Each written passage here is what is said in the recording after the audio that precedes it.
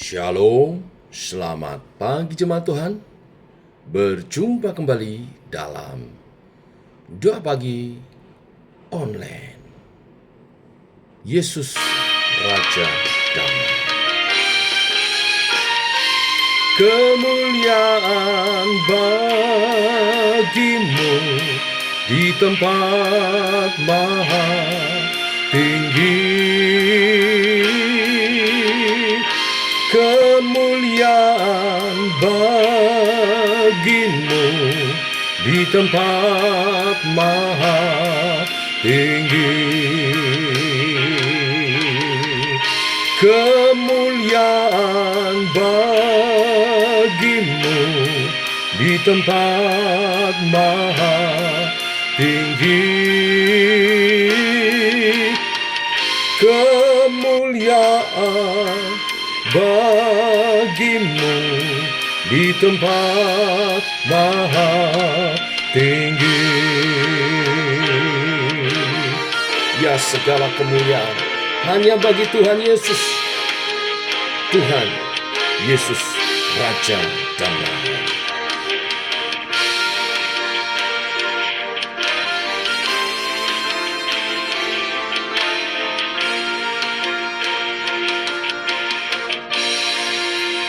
Oh Yesusku, Engkaulah Raja Damai.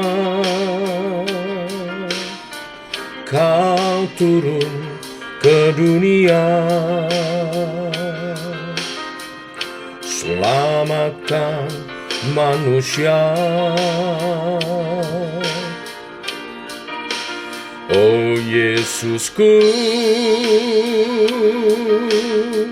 Kau Tuhan penuh kasih. Kau berikan hidupmu untuk tebus dosaku. Kaulah Allah yang kupuji. Kaulah Allah yang ku sembah. Kemuliaan bagimu di tempat maha tinggi. Kemuliaan bagimu di tempat maha tinggi. Kemuliaan bagimu di tempat maha tinggi. Kemuliaan bagimu di tempat maha tinggi. Ya, segala kemuliaan hanya bagimu Tuhan. Tuhan Yesus Raja Damai. Oh Yesusku, Engkaulah Raja Damai. Kau turun ke dunia, selamatkan manusia. Oh Yesusku, Kau Tuhan penuh kasih. Kau berikan hidupmu untuk tebus dosaku. Kaulah Allah yang kupuji. Kaulah Allah yang ku sembah. Kemuliaan bagimu di tempat maha tinggi. Kemuliaan bagimu di tempat maha tinggi. kemuliaan bagimu di tempat maha tinggi. Kemuliaan bagimu di tempat maha tinggi, di tempat maha tinggi, di tempat maha tinggi.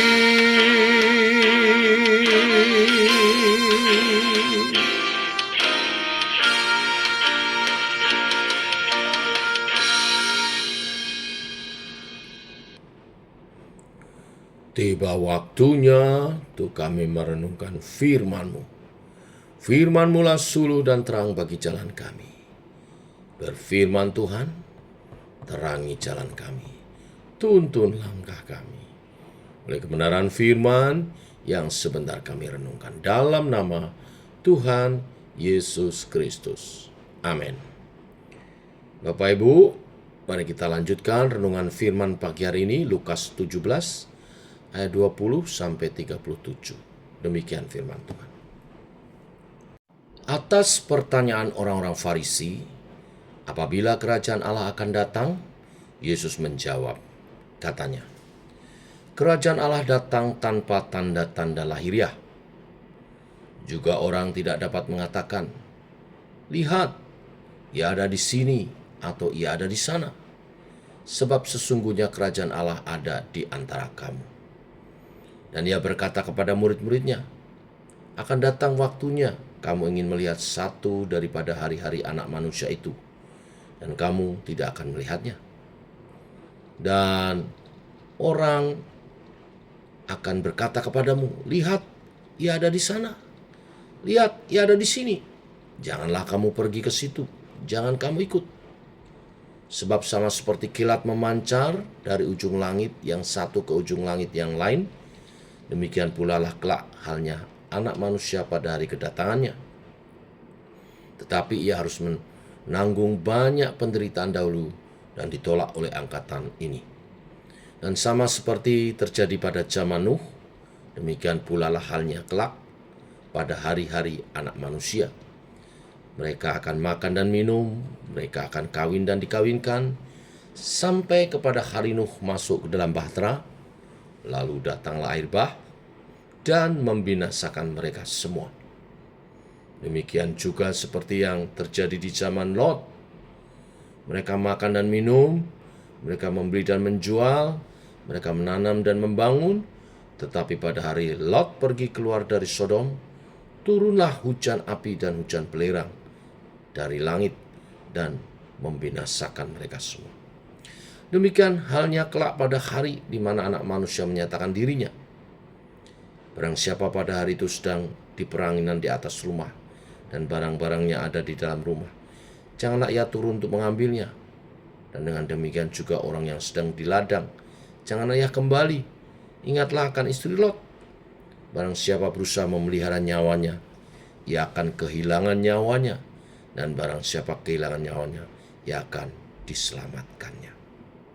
Aku berkata kepadamu, pada malam itu ada dua orang di atas satu tempat tidur, yang seorang akan dibawa dan yang lain akan ditinggalkan. Ada dua orang perempuan bersama-sama menggilang, yang seorang akan dibawa dan yang lain akan ditinggalkan. Kalau ada dua orang di ladang, yang seorang akan dibawa dan yang lain akan ditinggalkan. Kata mereka kepada Yesus, di mana Tuhan? Katanya kepada mereka, di mana ada mayat, di situ berkerumun burung nasar. Amin. Sampai di sini pembacaan kita. Orang Farisi menanyakan, bila mana kerajaan Allah akan datang? Pertanyaan ini mungkin juga sering terbersit di benak kita yang tengah menanti-nantikannya, bukan? Yesus menjawab bahwa kerajaan Allah datang tanpa tanda-tanda lahiriah, sebab kerajaannya bukan dari dunia ini. Tetapi dia mengajar supaya kita berawas-awas dan berjaga-jaga Dan katanya, sebab sesungguhnya kerajaan Allah ada di antara kamu. Yesus menyatakan bahwa kerajaan Allah itu sudah ada dan hanya perlu dikenali, yaitu ya Tuhan Yesus sendiri. Akan tetapi banyak orang tidak mau mengenali kerajaan Allah. Mereka melupakan ajaran Yesus seperti orang-orang pada zaman Nuh yang binasa karena air bah. Mereka sibuk dengan urusannya masing-masing. Yesus juga menyamakan mereka dengan masyarakat di zaman Lot yang gemar melakukan hal jahat di mata Tuhan. Akibatnya mereka binasa karena tidak mempersiapkan diri. Mereka sibuk dengan hal duniawi yang menyimpang dari ajaran Tuhan. Pertanyaannya sekarang, bagaimana kita? Apakah hal-hal duniawi lebih memikat daripada pengharapan akan kedatangan Yesus kedua kali? Kedatangan Tuhan kedua kali sebagai Raja di atas segala raja? Sebenarnya tidak salah jika kita masih membutuhkan hal-hal duniawi, pasalnya kita masih hidup di dunia, tapi kita tidak boleh jadi duniawi. Hati kita terikat pada keduniawian dan kita hidup dalam dosa-dosa. Selama kita masih di dunia ini, seperti renungan hari Sabtu saya sampaikan, adalah mengerjakan tugas sementara yang dari Tuhan, sampai ia datang kedua kali menjemput gerejanya. Sambil menjalankan tugas sebagai kesaksian dan mengabarkan Injil keselamatan, menjadi saksi bagi dunia ini, kita juga terus harus mempersiapkan diri menyambut kedatangan Tuhan. Kalau Tuhan mengingatkan seperti zaman Nuh dan zaman Lot, itu berarti kita harus bersiap selalu hidup dalam kekudusan. Sebab zaman Nuh dan zaman Lot ada kesamaannya. Mereka semua dihukum karena dosa-dosa. Tuhan menghukum di zaman Nuh dengan air bah, dan Tuhan menghukum di zaman Lot dengan api belerang turun dari langit. Tetapi keduanya karena manusia terlalu berdosa di hadapan Tuhan, hidup tercela dan memberontak kepada Tuhan, melanggar semua hukum-hukumnya. Maka bila kita ingin bersiap, yang pertama adalah selalu menjaga kekudusan. Yang kedua tentunya melaksanakan tugas amanat agung dari Tuhan. Sementara kita di dunia ini, kita memiliki tugas menjadi saksi dan pemberita Injil. Dan tentunya yang ketiga, selalu dekat dengan Tuhan dengan persekutuan kita dalam ibadah-ibadah, setia beribadah dan melayani Tuhan. Maka kapanpun Tuhan datang, walaupun kita tidak mengenali tanda-tanda lahiriahnya, kita selalu siap. Bila kebenaran firman pagi ini memberkati dan mempersiapkan kita menyambut kedatangan Tuhan kedua kali.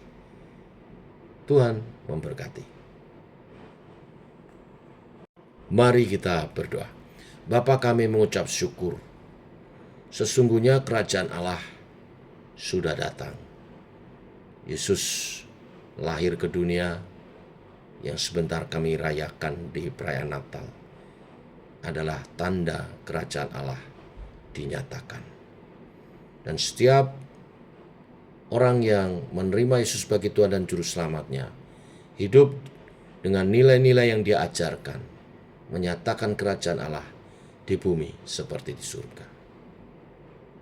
Kerajaan Allah itu terus berkembang seperti ragi pada adonan makanan, seperti biji sesawi yang jatuh di tanah subur dan bertumbuh menjadi pohon di mana banyak burung bersarang dan menjadi manfaat bagi banyak makhluk.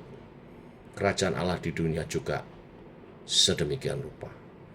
Kami mau hidup kami menjadi bagian dari kerajaan Allah di bumi seperti di surga. Sampai Yesus datang menyempurnakan kerajaannya. Dia datang kedua kali, kami ada.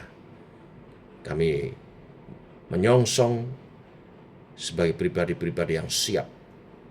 Oleh sebab itu Allah Roh Kudus, bimbinglah kami hidup dalam kekudusan, melaksanakan tugas pelayanan kami sebagai saksi Injil dan pemberita, dan beribadah hanya kepada Tuhan dalam iman percaya dan melayani dengan setia.